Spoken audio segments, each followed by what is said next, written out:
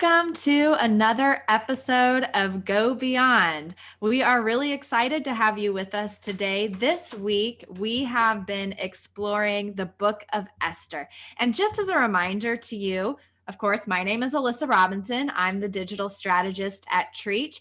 And the purpose of Go Beyond is for us to be able to dig deeper into the message that is shared with us on Sunday, whether it be from Pastor Daniel, Pastor Doug, from Karen, whoever it is that's bringing the message on Sunday morning. We want to take some time on Mondays, Wednesdays, and Fridays to dig deeper into that message. And so Mondays are always about the context of the story, more about taking a historical look at the book of the Bible that we're digging around in.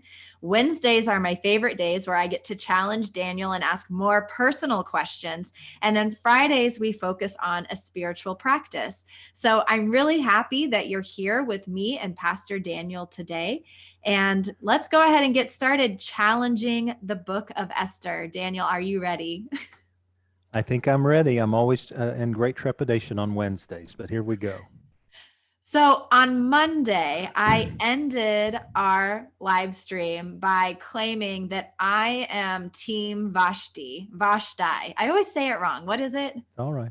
Vashti. Vashti. I am Team Vashti. She was the character. She had a very short showing at the very beginning of scripture, but she was the character that I personally related to most because the king was like, hey, come out and dance for us. She was like, no, I won't. And the rest is history. But what I want to know, we really don't know anything about her, but it's that one act of Vashti that I'm going to get that name wrong every time, You got it that right. catapults the rest of the story. The story would not exist if it wasn't for her one action of refusing the king. So I That's want right. to know some of your thoughts around that. Why do you think she refused to display her beauty for the king? Why was that an important part of this story? Well, so obviously I can only give you my perspective, but again, a story that tells us about faith. And so that story has to have the great characterizations that it does. And so two strong women, Vashti and Esther. Vashti has to set it up. And it's curious, by the way, some of the commentators believe that what they vary. Some believe that what the king was asking of her was literally to dance naked with her crown on. Others thought that it was that she was to come out in her full regalia with the crown on and sort of demonstrate her own sort of power. Either way, she basically says no, right? And either way, she says, I'm not going to be looked at by my looks or whatever. I'm going to stand my ground. And so she really is a strong character, and she really does set the tone for what needs to come ahead, which is Esther. But I guess, like many characters, she has to fall by the wayside because Esther's going to take the front and center. Esther's going to be the heroine of the story, and so I just make up that Vashti had to be that strong character and stand her ground in order for the rest of the story to take shape. And sometimes that's what happens in the real world too, right?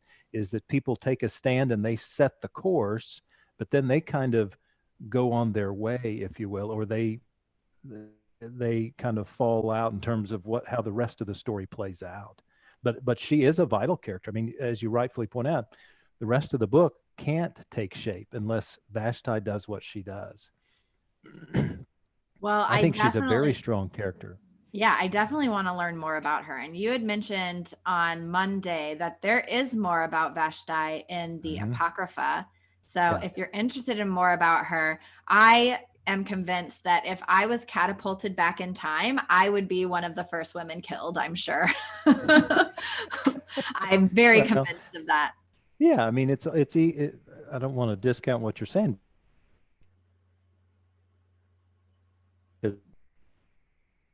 because we all can conjecture what we would do, 2 and 3 and 4,000 years ago, given our upbringing now, right, and giving our cultural mores now, and yet um, we literally can't quite determine how it is. Have you got me? I think I got lost, huh? Yeah, I think that I lost you for a second. It seemed to glitch a little bit. I'm gonna go ahead and move on to our next question. Um, so even though, and I also brought this up on Monday, even though the book is called Esther, we don't actually get to hear from her much until the moment where she needs to step in front of the king, and ask about, or ask for him to take mercy on her people and not to attack her people. But before that, I'm just curious, because with as great of a story as this is and how well written it is, it's very fact based, and we're not getting as much about, when we would read a novel, understanding what the character is thinking and feeling and experiencing, because we're busy getting all of the facts of the story in place because there's so many to put together. It's a puzzle. But what do you think could be going through her mind each step of this story? Well, I think, again, first of all, go read the editions of Esther out of the Apocrypha, because some of that actually is there, what you're talking about. But secondly, I think all I can do is conjecture, right? But I think Esther is both scared to death about what lies ahead. I think it's underplayed in the reporting of the model we have in the Hebrew text of how important it is that she's a Jew, and she can't quite express that. I think in modern day time, we underestimate how important that was. So for her to sort of step out ultimately, as she does, and acknowledge that she's Jewish is huge. For her not to have acknowledged that initially is huge and a part of the culture. And then for her to sort of finally step up into that becomes a critical step forward. And why, as I said on Monday, that I believe, even though God's name is never mentioned or God's never sort of identified, that God sort of is pervasive in the whole story. And I think that's a part of that. I think she's scared to death, but she takes great courage.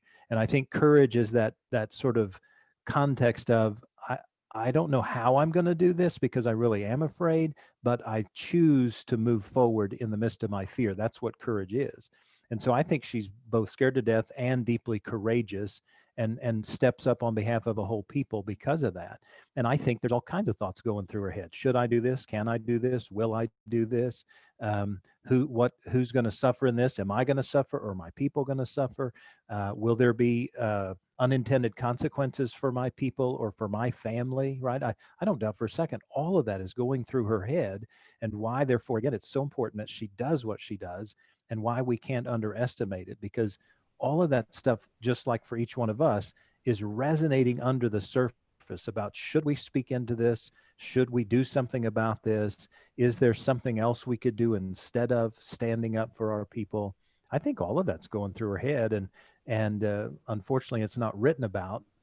But if we reflect on it, I think we could, every last one of us, and certainly any woman, could put themselves in her place and recognize the courageous strength that it took for her to do what she did. Mm. Well, as the story unfolds, spoiler alerts, everybody. So Esther does convince the king to lay off the Jews. And and Haman, who was the person conspiring against them and conspiring against Esther's uncle Mordecai, is actually put to death, and Mordecai is put into a position with power, and Esther is the reigning queen.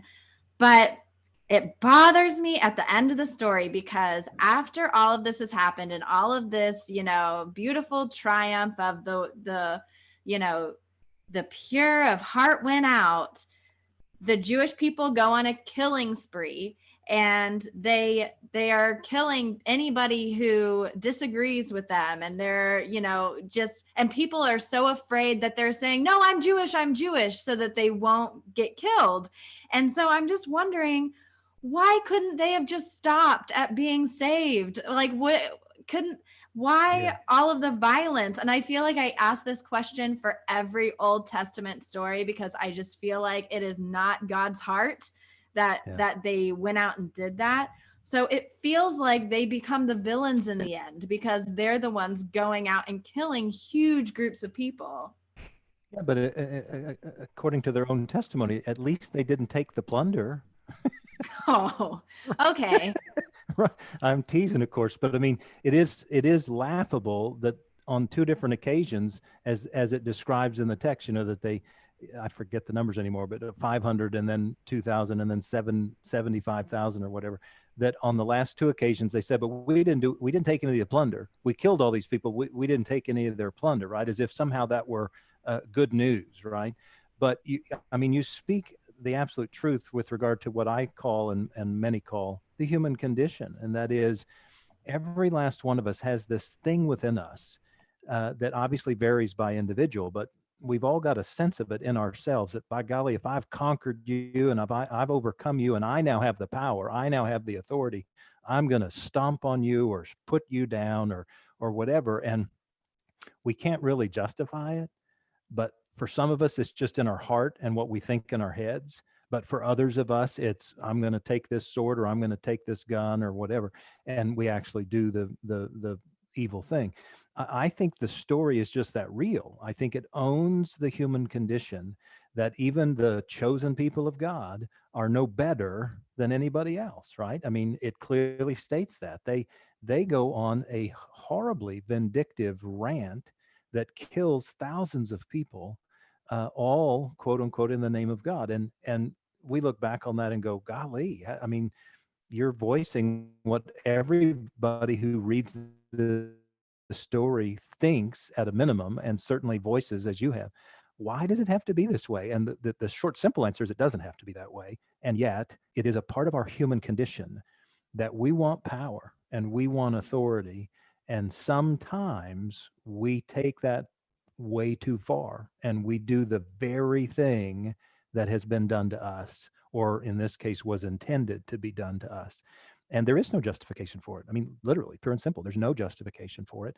I suppose if there's any good news in all of this, it highlights the fact that no one of us, not Jews, not Christians, not anybody else, is any better than any other human being.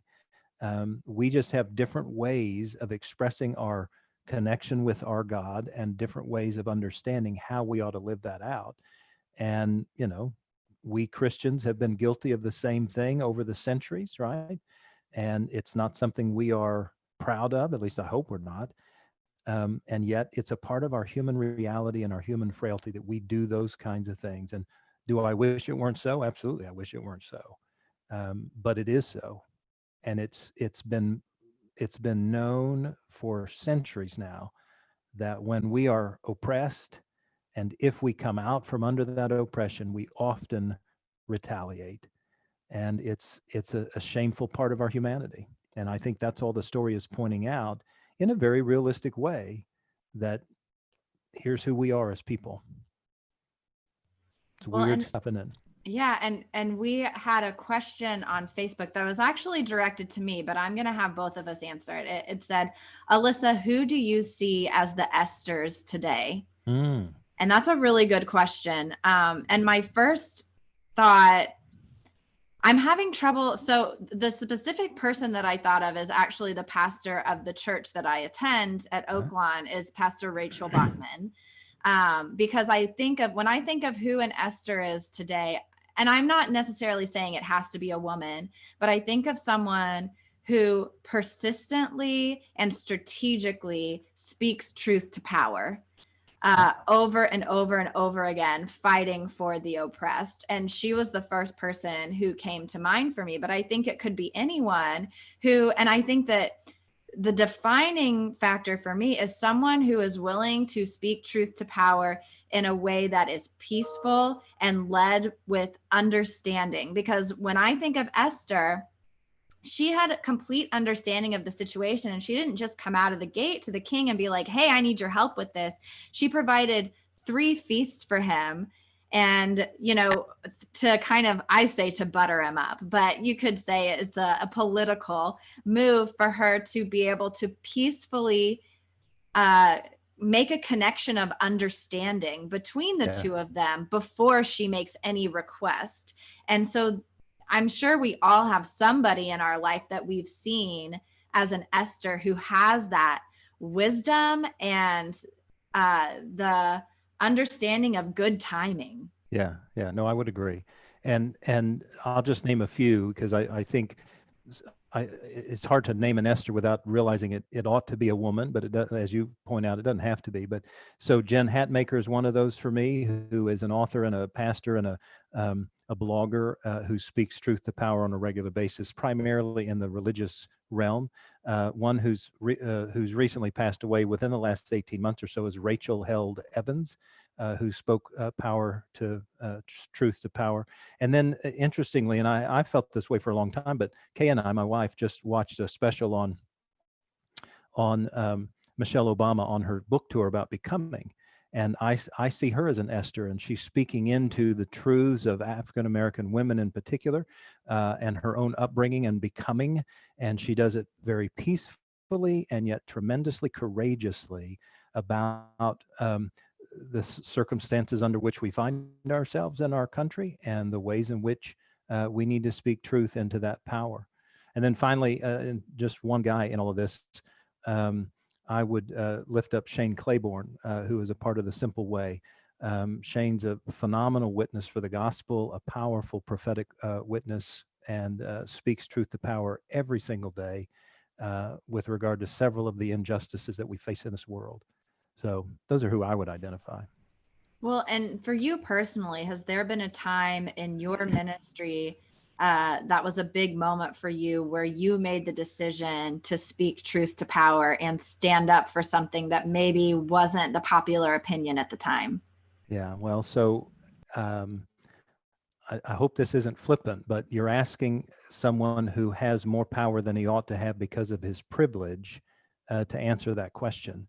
As a white heterosexual male, I have more privilege than anybody is due, and that privilege has so much power to it. It's almost shameful.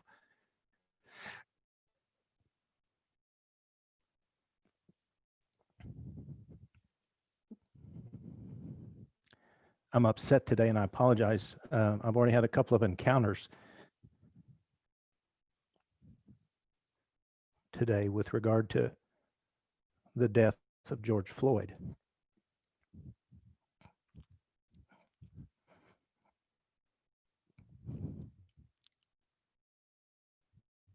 And troubles me that there are far too many of me in the world who have more power and authority than they realize, and they use it in shameful ways. And the death of George Floyd is an example of that. And unfortunately, it's one among a myriad of examples, even recently and clearly over the last decades, that we need to speak out against and acknowledge that we've got this atrocious sin in our country of racism that is so blatant and yet so subliminal that we tend to assume that it's no longer with us or among us or a part of us, and it's clear that it is. I just saw, for instance, some pictures on social media that sort of put on one side the Anglo men who were protesting in Michigan, literally spitting at and in the face of yelling at white officers, and those white officers just standing there taking it. Counter that with the picture from last night in Minneapolis, where activists, or people really, not even activists, are protesting the death of George Floyd, and they're getting tear bombed and blasted out, and both are doing legal things, but the responses are radically different because, in my opinion, some of those protesters are white and they're being respected, and some of those protesters in a different circumstance are African American and they're being blasted with tear gas. And I say all of that not having nothing to do with police officers, but having everything to do with the intrinsic power that certain people hold that they abuse. And so I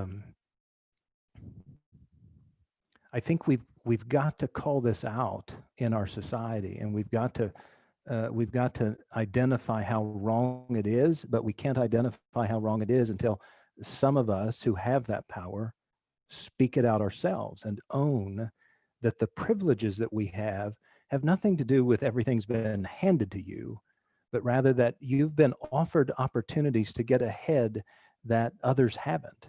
And sometimes we don't even know it. And and and so until and unless we can own that, I don't think that particular circumstance is going to change. Now, that's deeply personal to me because of my family.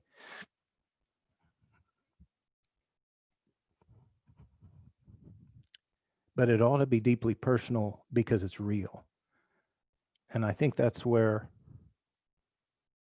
some of the internal shame comes from, is a real sense that this is wrong just because it's wrong, right? And so I think that's a very current reality for me. Speaking truth to power is always difficult. And I believe I've done that more often than not through my preaching and through how I speak into that in Sunday in and Sunday out with regard to messages. And to realize that anytime I get pushback on speaking truth into power, it says to me, well, by golly, you've probably hit a nerve, and there may be power in that circumstance that you didn't even realize, and yet the pushback indicates that there's some dilemma there. So anyway, that's the answer you get today.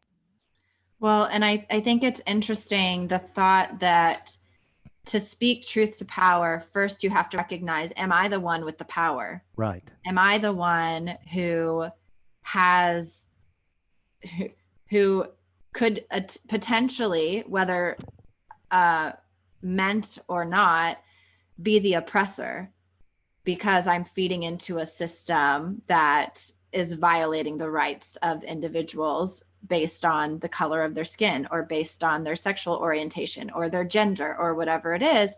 Speaking truth to power could start with speaking truth to yourself. Right. And recognizing my role. Right. I think that's critical, right? Is again, for those of us who have privilege, and you have privilege just like I do, I have more privilege than I should, but we can't get anywhere unless we own that privilege, understand that it's real, and then figure out a way to use that privilege to help those that don't have privilege somehow, some way. And that's all I mean by this. And I have remained relatively quiet on racial tension issues over the years because I've chosen over the years to try to work at it through relationship personally, relationships that I develop, relationships that I foster, relationships that I believe will help one person and one relationship at a time. And I will continue to do that. But I also feel now that, golly, it obviously must take more than that because it's not getting better. I believe there was a time in our country when it was getting better, racial tension and racial strife and the racial inequities, that we have made progress. But golly, over the last 5 years or so, we have taken a huge step backwards, and that should not be so.